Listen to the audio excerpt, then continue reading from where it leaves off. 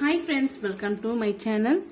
இன்றைக்கி நம்ம சேனல் மூலிமா ஒரு சூப்பரான ஆந்திரா ஸ்டைல் சட்னி ரெசிபி தாங்க நம்ம பார்க்க போகிறோம். அதுக்கு பார்த்தீங்களன்னா நான் 1/2 கிலோ அளவுக்கு தக்காளி பழம் எடுத்து வச்சுருக்கேங்க. நல்ல பழுத்த பழமாக பார்த்து இது போல் கட் பண்ணி வச்சுருக்கேன். நீங்கள் எந்த சைஸ்க்கு வேணுமானாலும் நீங்கள் கட் பண்ணி எடுத்துக்கோங்க.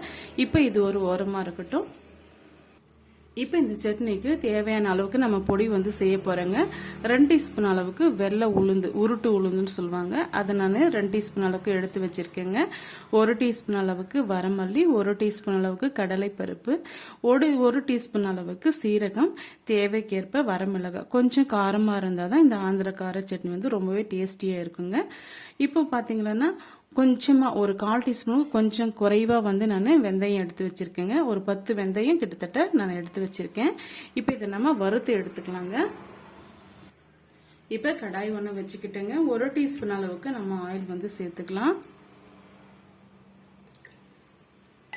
எண்ணெய் நல்லா சூடாயிட்டு வரட்டுங்க.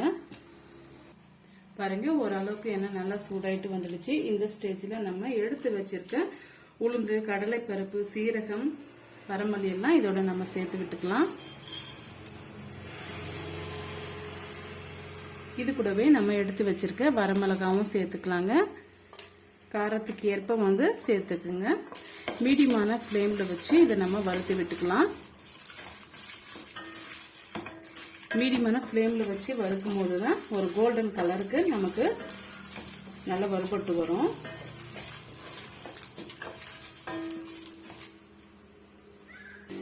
பாருங்க, நமக்கு சேர்த்து இருக்கிற பொருட்கள் எல்லாமே நல்லா வறுபட்டு வந்துடுச்சு. இப்ப நம்ம ஒரு பிளேட்டுக்கு மாத்திக்கலாம். இப்ப அதே கடாயை வச்சுக்கலாங்க. 1 டீஸ்பூன் அளவுக்கு நம்ம ஆயில் சேர்த்துக்கலாம். 1 டீஸ்பூன் அளவுக்கு ஆயில் சேர்த்துக்கினாவே கரெக்டா இருக்கும். சேர்த்துக்கிட்டு இப்ப ஹை ஃப்ளேம்ல வச்சுக்கோங்க. நம்ம கட் பண்ணி வச்சிருக்க தக்காளி பழத்தை ஆட் பண்ணிடலாம்.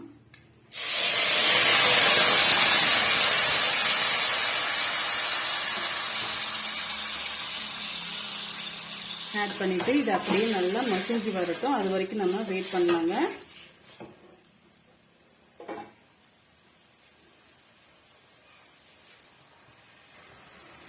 தக்காளி சீக்கிரமா வதங்கி வரத்தாகவும் இந்த சட்னிக்கு தேவையான அளவுக்கு நம்ம உப்பு சேர்த்துக்கலாங்க. நான் 1/2 டீஸ்பூன் அளவுக்கு உப்பு சேர்த்துக்கிறேன். நமக்கு குறைவான அளவுக்கு உப்பு தெரிஞ்சதுன்னா நம்ம பிறகு மிக்சி ஜார்ல போட்டு அரைச்சி எடுக்கும் போது கூட நம்ம சேர்த்து விட்டுக்கலாங்க.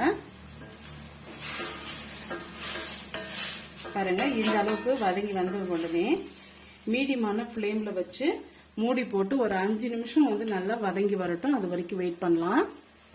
பாருங்க, இந்த அளவுக்கு தக்காளி வதங்கி வந்த உடனே ஒரு சின்ன நெல்லிக்காய் சைஸ் அளவுக்கு நான் புளி சேர்த்துக்கிறேன். இது நான் ஊற போட்டு வச்சிருந்தேங்க. ஈஸியா நல்லா சீக்கிரமாவே மசிஞ்சு வர்றதுக்காக நான் ஊற போட்டு வச்சிருந்தேன்.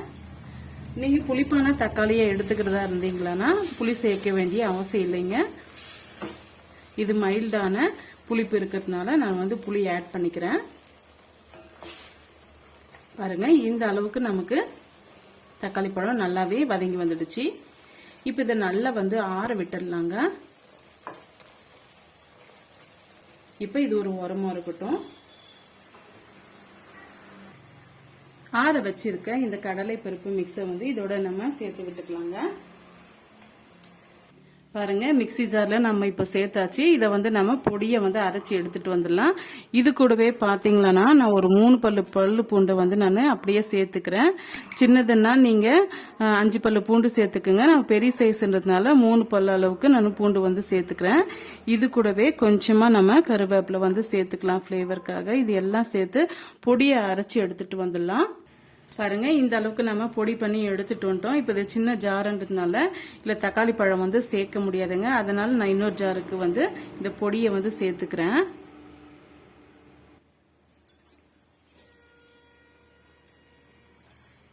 டக்குன்னு இந்த ரெசிபியை ஒரு 5 நிமிஷத்துல செய்து முடிச்சிடலாங்க. ரொம்பவே டேஸ்டியா இருக்கும். இது சாதத்துக்கு மட்டும் இல்லைங்க, கேழ்வரகு களி முதல் கொண்டு சப்பாத்தி, பூரி, தோசை எல்லாத்துக்குமே ரொம்ப டேஸ்டியா இருக்குங்க.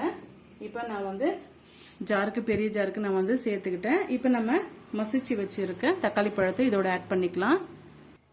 பாருங்க, தக்காளி பழம் நம்ம சேர்த்தாச்சு. இப்ப இதை குறை குறைப்பா நீங்க அரைச்சி எடுத்துட்டு வந்துடலாம். அப்படி இல்லைன்னா நைஸாவும் அரைச்சி எடுத்துட்டு வந்துடலாங்க. வந்து எந்த அளவுக்கு வந்து அரைச்சி எடுத்துட்டு வரேன்ட்டு பாருங்க. நான் வந்து கொரகொரப்பா தான் அரைச்சி எடுத்துட்டு வர போறேன்.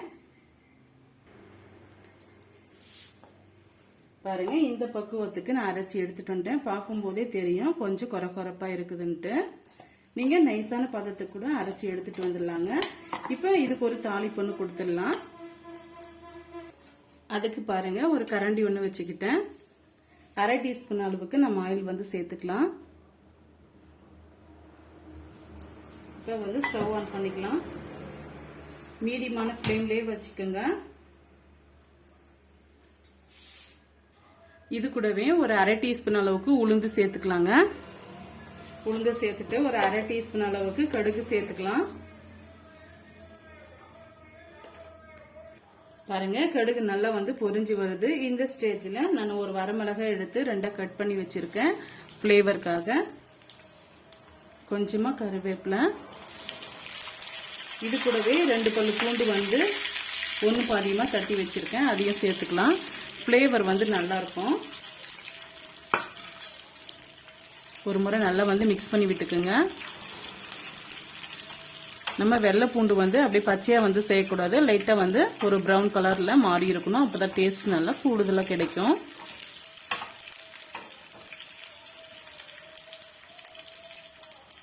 பாருங்க, இந்த அளவுக்கு பொரிஞ்சு வந்த உடனே நம்ம சட்னில சேர்த்துக்கலாம்.